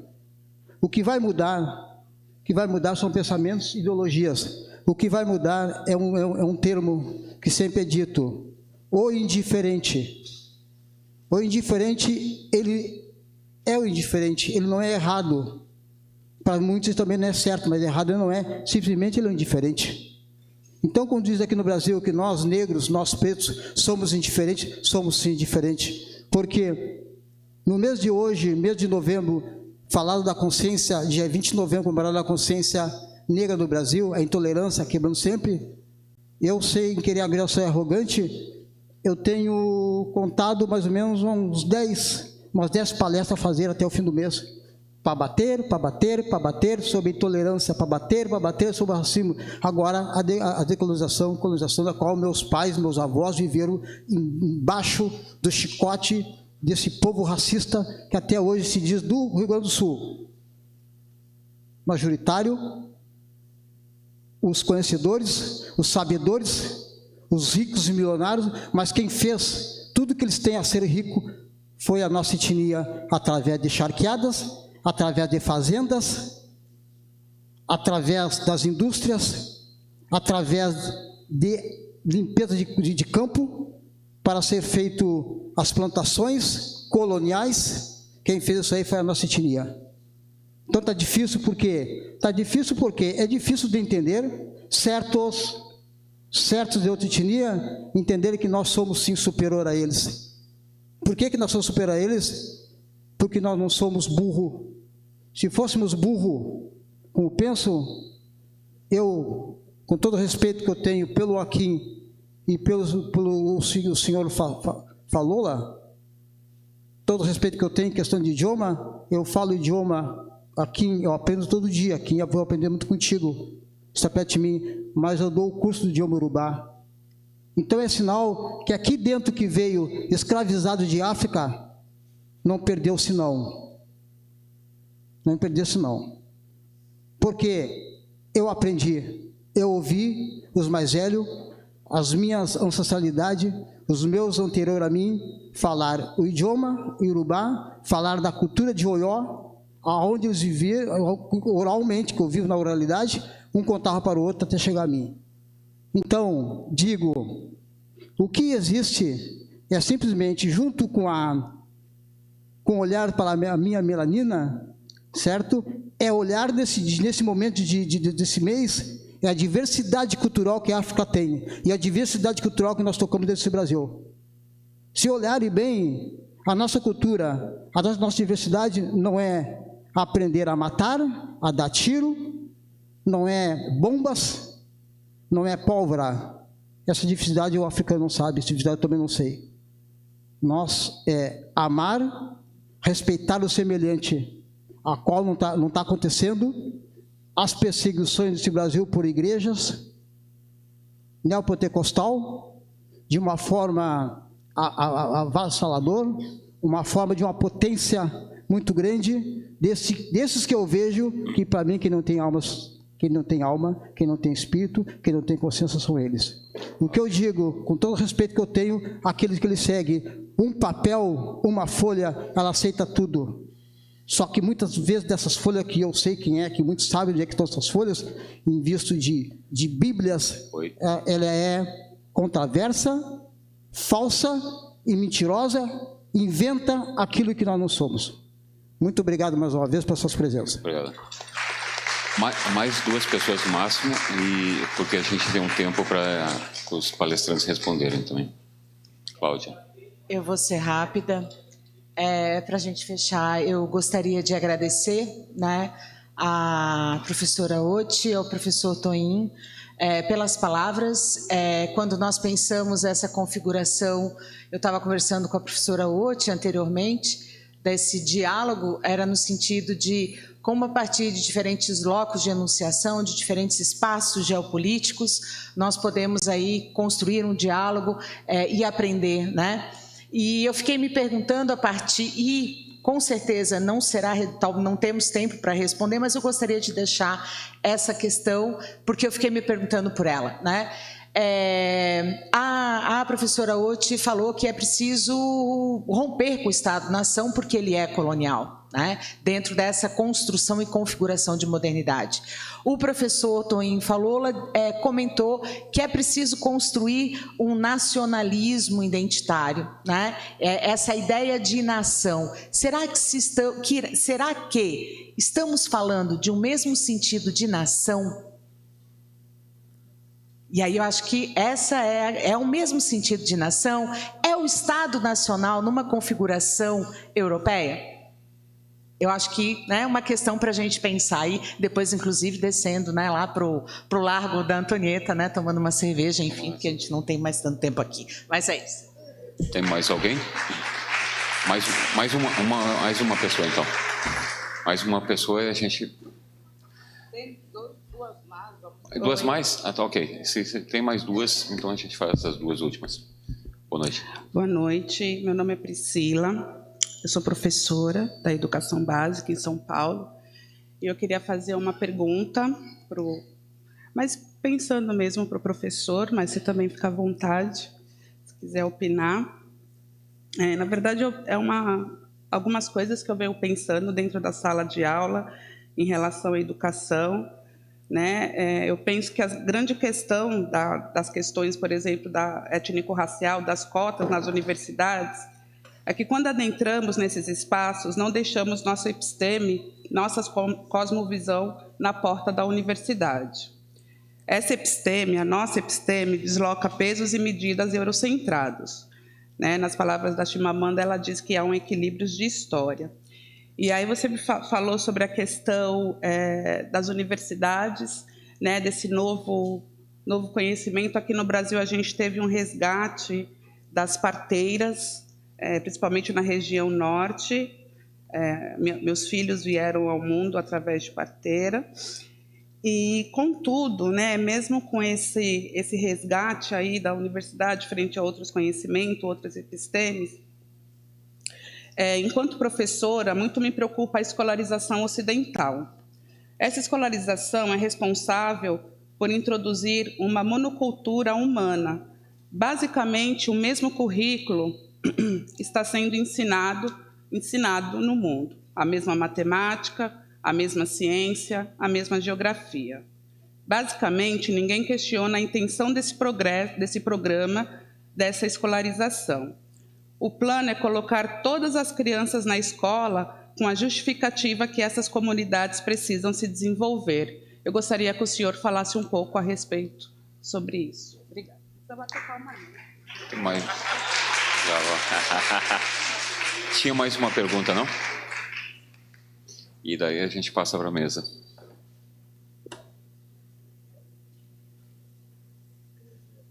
Boa noite, professor. Boa noite, professor. Boa noite, professora.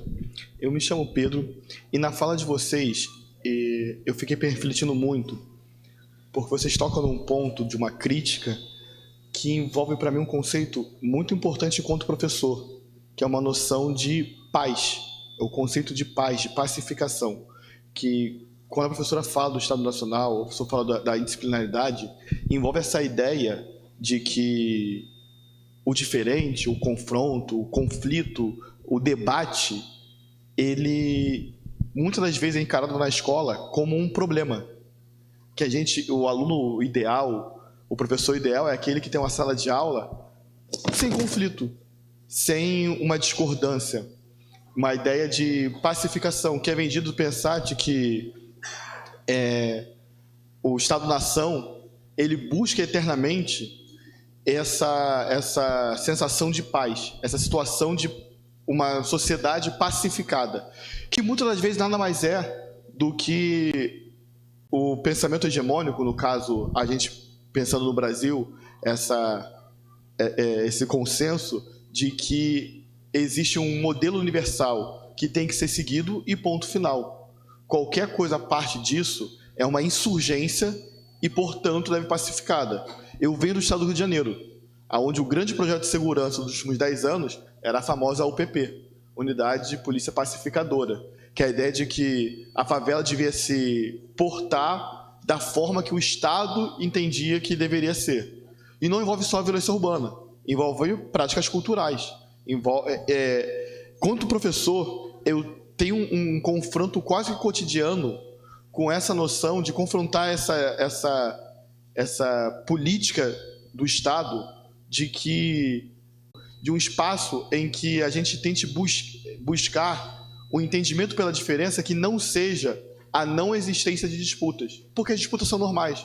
Eu sempre lembro do Krenak falando que no Brasil, antes da chegada do europeu, existia disputas. Não é entender como um mundo idílico antes da chegada dos portugueses, mas entender que essas disputas faziam parte da dinâmica interna e não necessariamente deviam ser apaziguadas perante um soberano. Quando você fala de superar essa visão do Estado-nação, essa questão das diferenças para além do identitarismo, eu sempre penso nisso, de que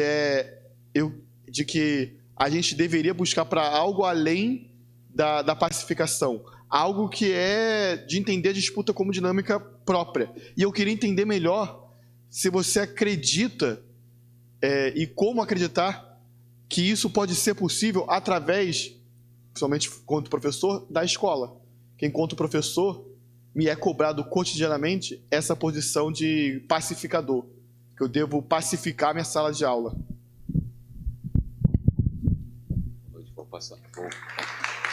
Boa noite, eu vou passar para a mesa, né? E o que o colega comentou agora é um dos paradoxos, né? A gente tem um grau imenso de violência e a gente passa o tempo todo falando em pacificação, né? A gente diz que não tem apartheid no país, ou nunca teve, e os negros não podiam atravessar a praça e chegar ali onde é o governo, né? A própria ilha se chamava, como eu lembrei para Ochy, né? Desterro. Isso diz muito. Passa para Ochy, para o Falola. Qual dois quer?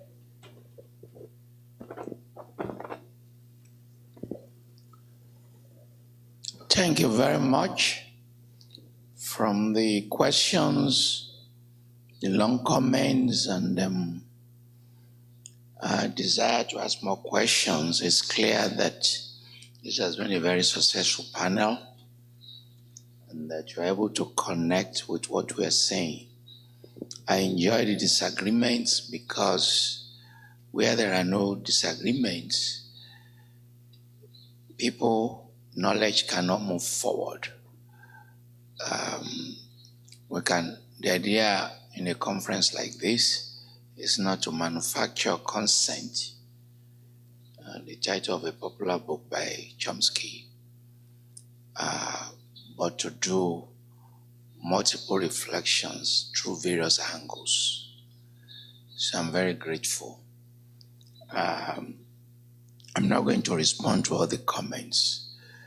The young man from Kisula from Angola, I think, you are right on the issue of the disconnect between the contemporary generation of Africans in diaspora and those at home with their cultures.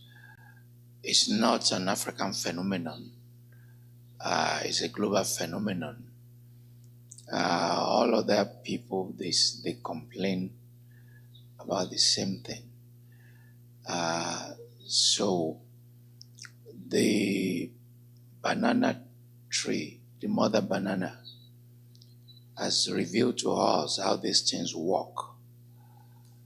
When the mother banana dies, before it dies, it reproduces many baby bananas.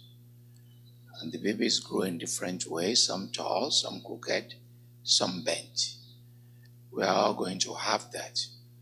What is important is also to have those who have been represented at this conference, who understand what is going on and try to work towards connection. I do a lot of work for the African Union, and what we have done, historically, Africa used to be divided into 5 regions. But now we've created the 6th region, the African diaspora, and we are integrating both of them in terms of fusing knowledge together, meeting at Addis Ababa in Ethiopia to look at commonalities, developing a wide range of interactions, promoting cultures. It's not going to be enough, but to those who are interested in what you call reclaiming, the Reclaim Project, they have an opportunities to be part of it. Your point about the disconnect between fresh new African immigrants in Brazil and the established ones, you find the same thing in the US. It's even worse in the US, that disconnect between contemporary African immigrants. There have been 3 waves of Black people in the diaspora. The best known and the established one, Afro-Brazilians, African Americans, those who are funneled by the Atlantic slave trade. Those are the best known. But there are 2 other waves. The waves of the diaspora of colonization. When Europeans were controlling Africa, a number of Africans came to the US and other places seeking opportunities. One prominent one was the former president of the US, Barack Obama. His dad came from Kenya to study. And the current vice president, Kamara, the father is a distinguished economist who came from Jamaica. So there's that diaspora. And there's the diaspora of Bretton Woods institutions.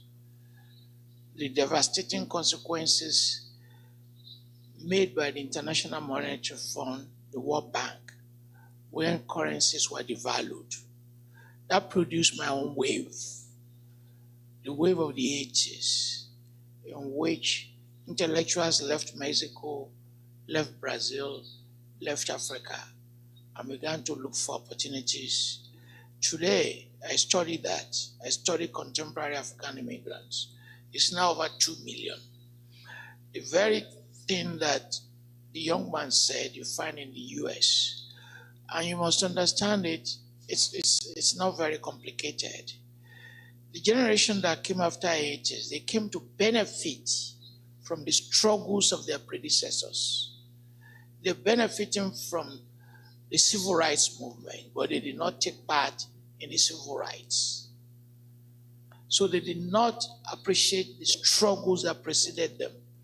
That's the fault in the education system in Africa, and it's also the fault in the education system in Europe and in the US. Some people, if you say who is Martin Luther King, you'll be surprised they don't know.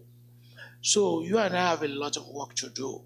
That what you are enjoying now as an immigrant is made possible by people who suffered for you.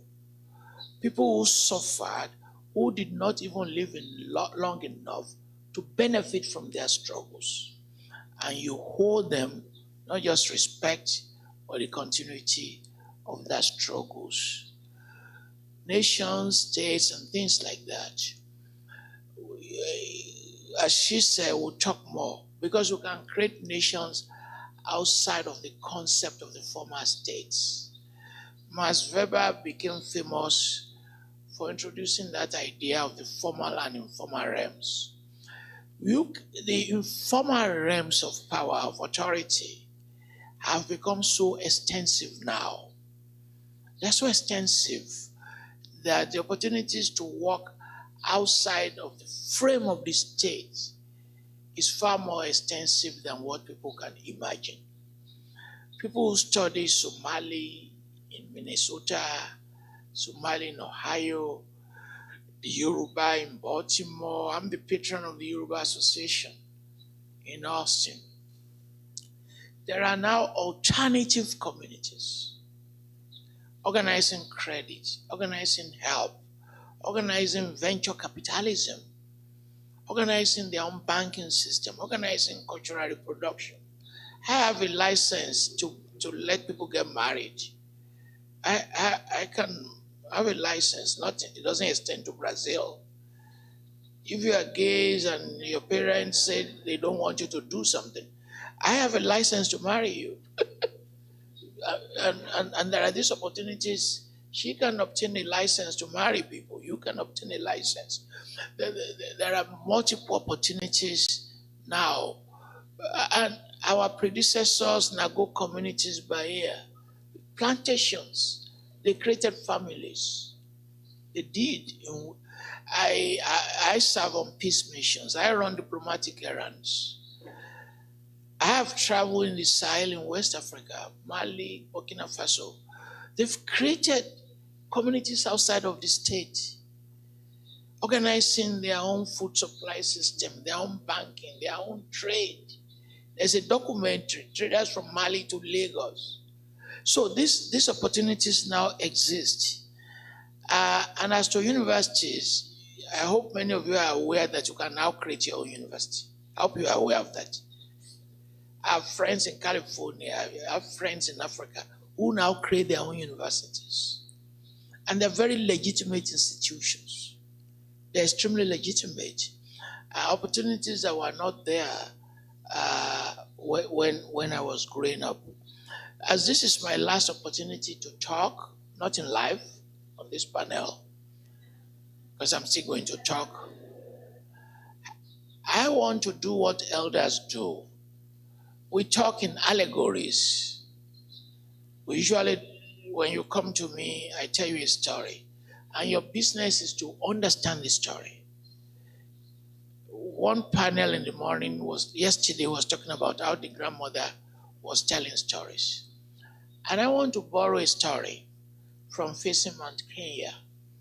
And the story, as many stories in Africa, West Indies, we use the animals to represent human beings. The coyote, the spider, the tortoise, where I come from.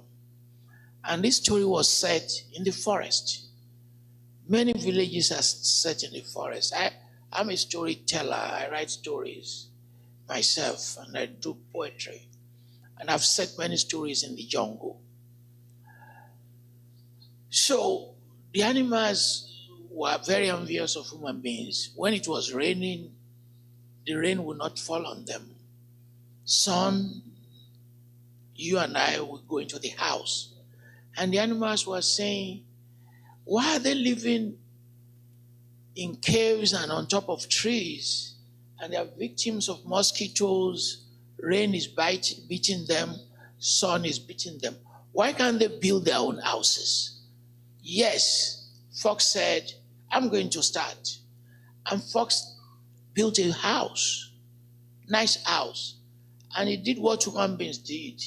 He called a housewarming party. When it's time for them to leave, the tiger refused to go. The tiger said, Fox, you build this house for me. On the count of 3, if you don't leave, I'm going to eat you. Because you know the family of the cat. They kill one another, they can fight. The fox said, look, I am not going to be able to fight the tiger. And he left. Back to the jungle, beaten by rain. And decided to build another house. Made a mistake, which you all do. Housewarming party with your cheese and wine. Bringing jealous people to your house. And the lion said, this house belongs to me. The fox lost a second house. And I said, it's going to build the largest one. The largest. Now he said, let me imitate the king of human beings who built a palace. And he built a palace. It's so big, the elephant will enter. The elephant said, this is my house. Unknown to them, the fox realized they are going to steal the house away from him. So he already set up combustibles and gasoline. And when the elephant said, I'm going to steal this, take this house away from you, fox set the house on fire. And the moral of the story, there's not going to be peace, there's not going to be justice until you set the house on fire. Thank you very much.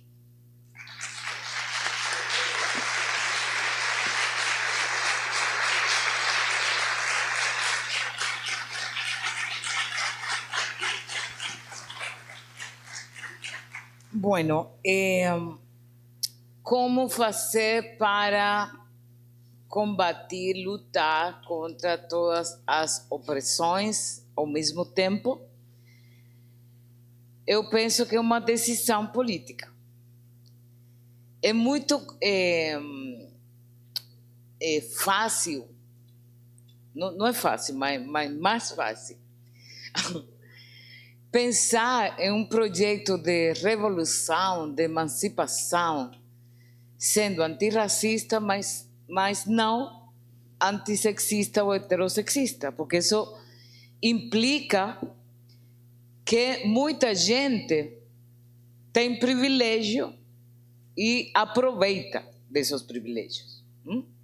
Por exemplo, a esquerda latino-americana é supremamente sexista e heterossexista, porque sigue pensando que a classe social é o determinante das relações. E também é muito racista, porque não tem uma leitura da articulação do o que significa o capitalismo com a exploração da mão de obra racializada, negra, indígena, popular, campesina, etc. Então, eu acho que é uma toma de posição.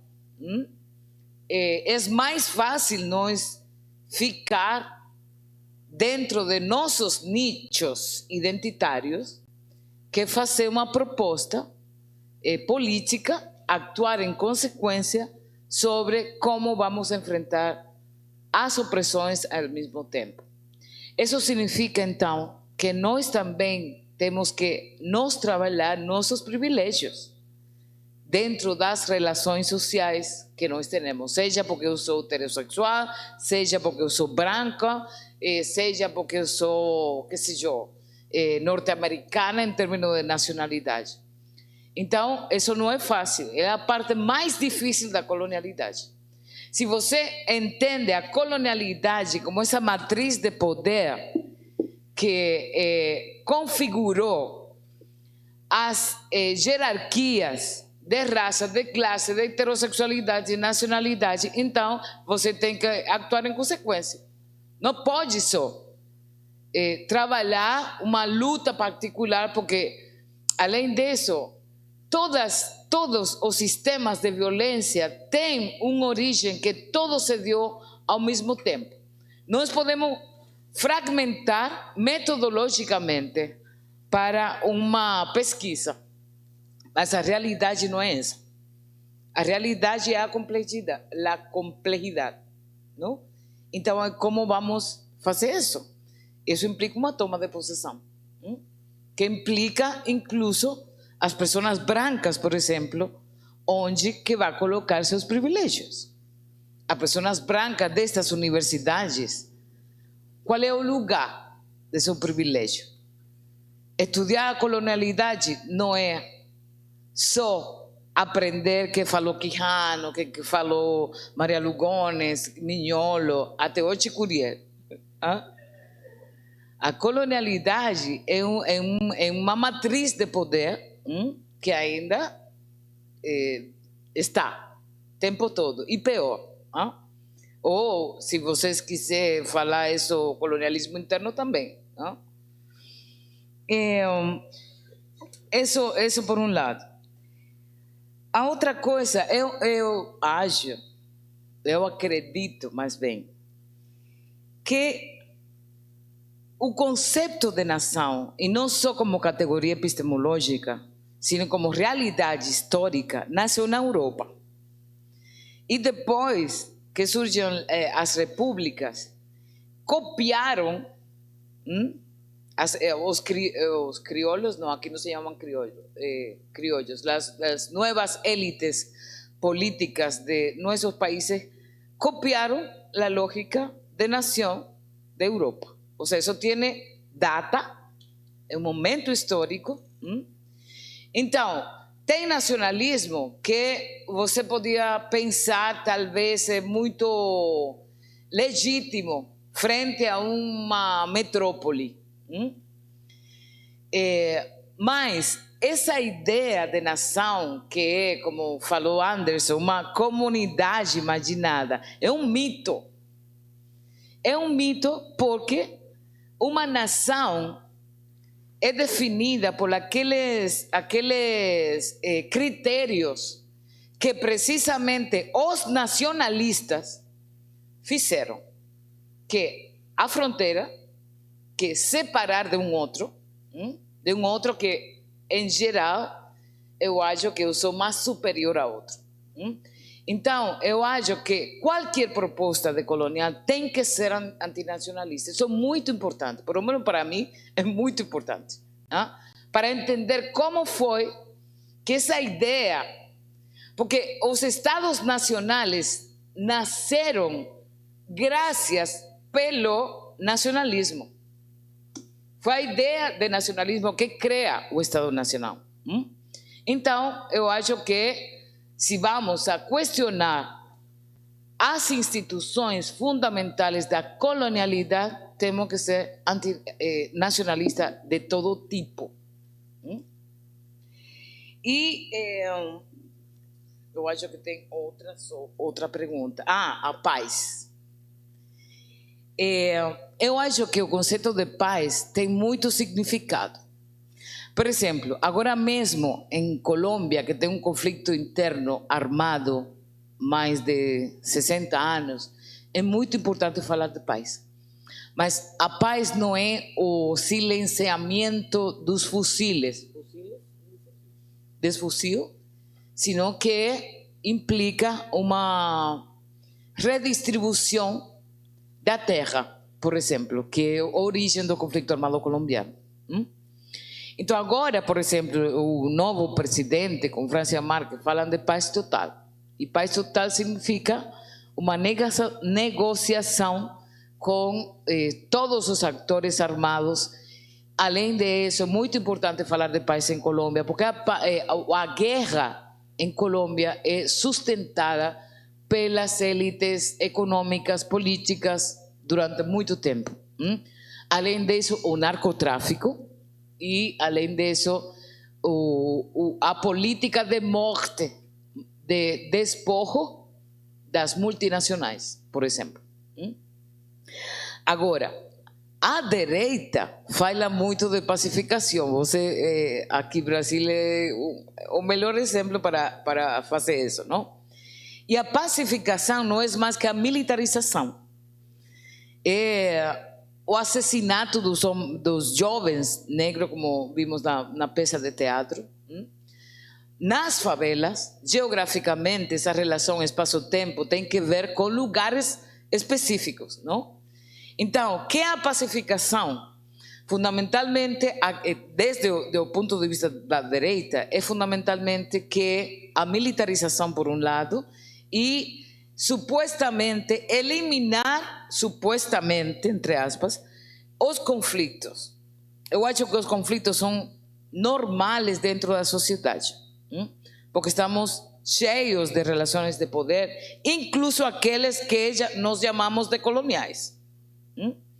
Então, como é que vamos a fazer uma proposta diferente da militarização do Estado, da justiça liberal, para confrontar os conflitos sociais? Essa é uma tarefa muito complicada, não? Agora mesmo, eu não acredito nas cadeias, por exemplo. Eu não acredito também não na militarização, na polícia, todo isso elementos institucionais do Estado, porque nós, as sociedades e nossos povos ancestrais tiveram formas de fazer outra justiça. Então, na escola é um laboratório disso, mas não só a escola é Mas nós também, em nossos movimentos coletivos, comunidades, tem que pensar ou recuperar também novas formas da justiça para falar de paz. A paz tem que ser estrutural, a paz, não há paz se não há justiça social. Obrigada.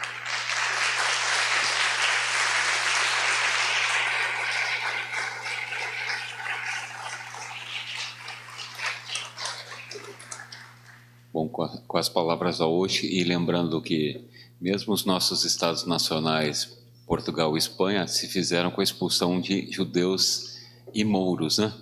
Ou seja, teve um processo de colonialismo interno mesmo nos estados nacionais da Europa, e é um apagamento, né? Basta ver a diáspora islâmica na França e por aí vai. Com isso a gente vai encerrando por aqui. Tá todo mundo convidado para se encontrar no bugio, beber cerveja, beber cachaça e por aí vai, o que a gente quiser. E amanhã, 9 horas da manhã, a gente recomeça os trabalhos em pleno domingo. Obrigado, boa noite.